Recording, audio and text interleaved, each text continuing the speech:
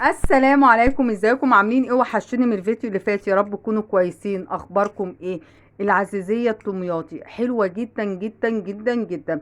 بتتباع صدقوني في المحلات غاليه قوي، وهي بمكونات بسيطه جدا. ممكن شويه مكرونه بايتين عندك في التلاجة، طبعا من غير صلصه، عيالك مش عايزين ياكلوها، وشويه لبن وشويه تكات من عندي بقى باذن الله هتخلي الوصفه، هتنقلها في حته تانية خالص. بصوا شكلها عامل ازاي، حلوة جدا جدا جدا. خطيرة خطيرة خطيرة. ممكن تقدميها بحاجات كتير، ممكن تحطي عليها عسل، صوص كراميل، صوص شوكولاتة، ممكن تحطي عليها قشطة، ممكن تحطي اللي انت عايزة تحطيه او تاكليها كده. طبعا عايزين نعرف الطريقة والمقادير، هندخل على الفيديو ونتفرج عليه لاخره. ان عجبنا الفيديو لايك وشير وسبسكرايب. باي. كده حبايبي نقول بسم الله وعلى بركة الله. وصفة النهاردة ان شاء الله سهلة جدا جدا جدا، وبنشتريها غالية.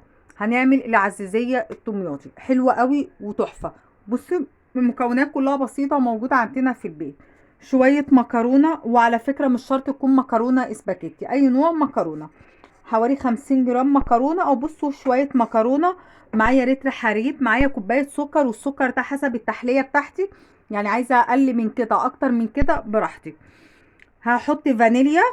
عايزة نشا، وانا بستبدل النشا دايما بحب احط الكاستر وقطعة زبدة. كل اللي هنعمله هنسلق المكرونة، او لو انت عندك اساسا مكرونة مسلوقة وعيال غضبوا عليها مش عايزين ياكلوها، تعالوا بقى نشوف هنعمل بيها حاجة حلوة. بصوا حبايبي، الاضافه اللي انا هحطها دلوقتي دي مش في الوصفه الاساسيه، بس انا بحب احطها، بتديني طعم حلو جدا. بصي قد ايه، معلقه قشر برتقان. بصي البرتقانه انا حبيت اوريها لك. بصي انا واخده القشر الاخضر بس، سايبه الابيض. الابيض ده لو اتحط هيمرر. بصي هي حته قد ايه، بس صدقيني في الطعم هتفرق معاكي جامد جدا. نبتدي بقى نحط ايه الاساسي بتاعنا. بسم الله. هحط كوبايه السكر، وهنرجع نقول السكر دوت يرجع لك انت حسب التسكيره اللي انت عايزاها. عايزه الحاجه مسكره قوي او عايزه الحاجه وسط. انا بحب الحاجه الوسط، وممكن يكون اقل شويه كمان من الوسط. انا هحط بس معلقتين نشا. ليه هحط معلقتين نشا بس؟ عشان انا ما تنسيش المكرونه اللي موجوده هتنزل نشا.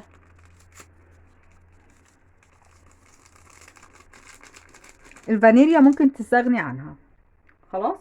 وهاخد معلقه الزبده دي. خلاص، المكونات بتاعتنا سهله جدا جدا جدا. وآتي المكرونه بتاعتنا.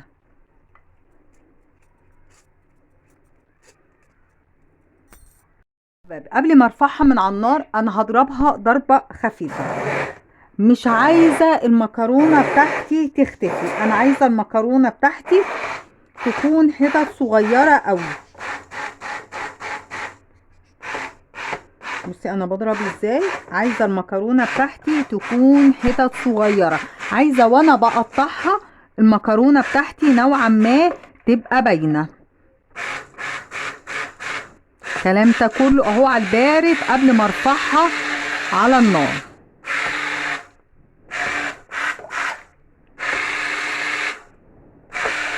بس بضرب بالراحه عشان الحله ما تتكحتش، وعشان ما تطرطش علينا.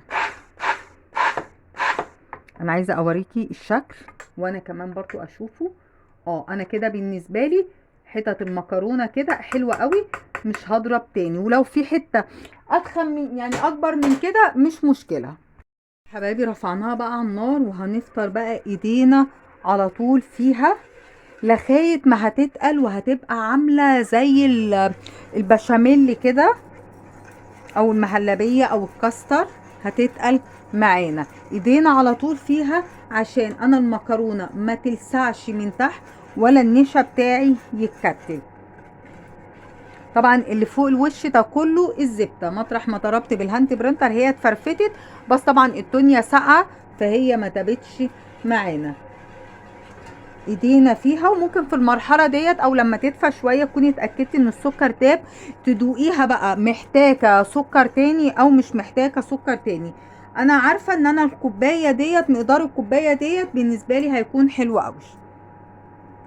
بصوا يا حبايبي اهي ابتدت تسخن، ايدينا فيها تكايه صغيره بقى ملهاش علاقه بالوصفه، بس دول للبنات الصغيرين اللي بيحبوا يدخلوا المطبخ او عروسه جديده عايزه تحافظي على حاجتك بتفضل نضيفه لاخر وقت. انا لو خدتوا بالكم وقع مني شويه حليب هنا، عملت ايه؟ طفيت النار، شلت الحله، نضفت مكاني وبعد كده رجعت تاني. انا ممكن افطر شغاله عادي ما فيش اي مشكله، بس هيتحرق تنظيفه هيكون اصعب، وهتبقى الدنيا متبهدله وممكن الشعله تتسد.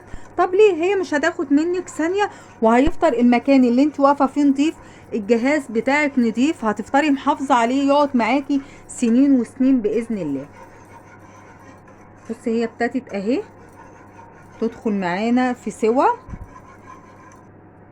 بصوا يا حبايبي هي ابتدت اهي، ايدي فيها على طول ومش مستعجله عليها، انا عايزاها تتقل معايا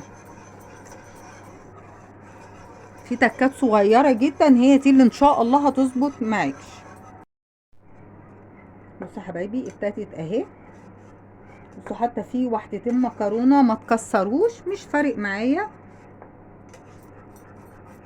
في محل كبير او مشهور بيبقى سايبها كده ومتقطعه، انت بتبقي شايفه قطع المكرونه، ويبقى اللي بياكل يبقى عارف ايه دي.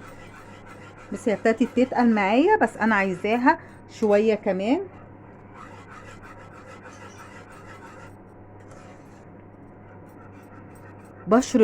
يعني بشر البرتقانه مديانا ريحه فوق الفظيعه، خطيره خطيره خطيره سواء ريحه او طعم.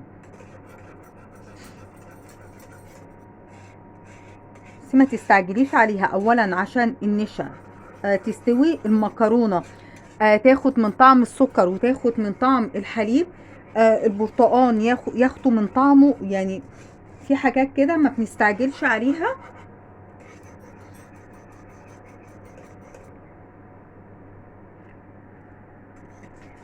انا عايزاها بقى لما تبقبق معانا كده بقبقه تقيله، اعرفي ان هي كده اتظبطت معاكي والنشا بتاعتنا استوت. انا عشان كده رفعت ايدي عشان اوريكي. بصي ابتدت البقبقه بتاعتنا تبقى تقيله اهي، شايفاها؟ ندي تقليبه بس عشان ما تلزقش مننا. حبايبي هنجيب الصينيه، المقاس طبعا اللي انت عايزاها يكون سمكها تخين رفيع براحتك. الصينيه بصي انا مبطناها كلها زبده خلاص. بصي بقى القوام وانا بصبه، بسم الله. بصوا القوام بتاعها عامل ازاي.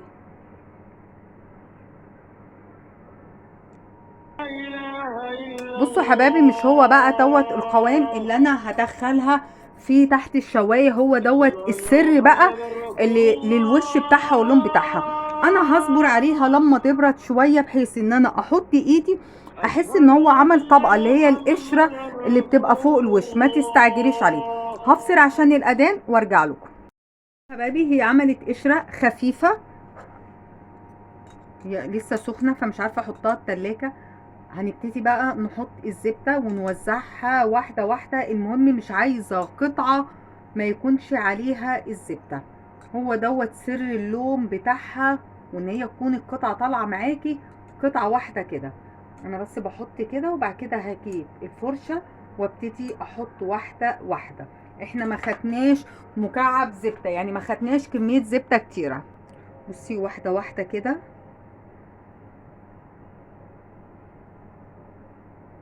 وهبتدي بقى اوزع الزبدة دي كلها.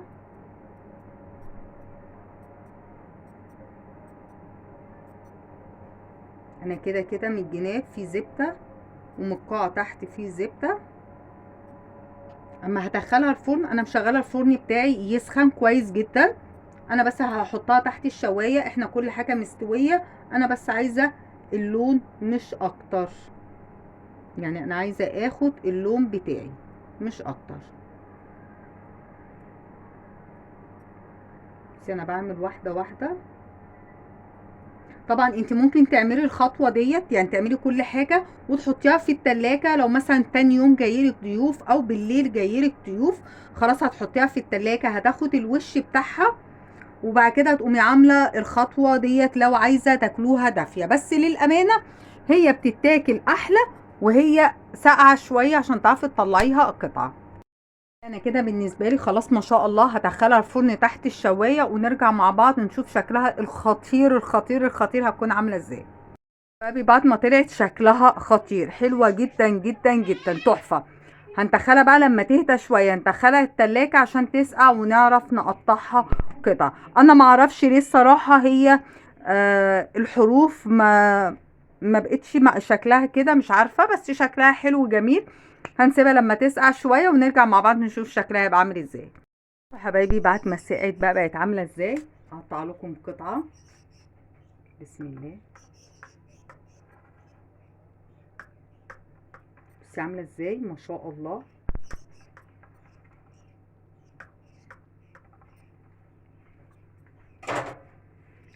بسم الله.